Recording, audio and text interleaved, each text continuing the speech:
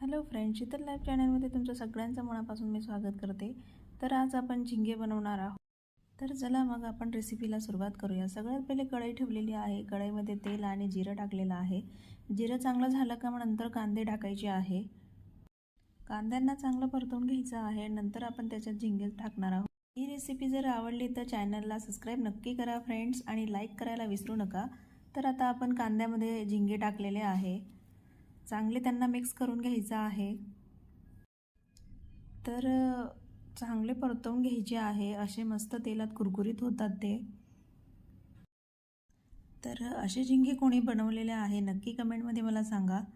आणि तर आता आपण झिंग्यांमध्ये लाल चटणी टाकणार आहोत, चवीनुसार मीठ टाकणार आहोत आणि हळद टाकणार आहोत आणि चांगलं मिक्स करून घ्यायचं आहे।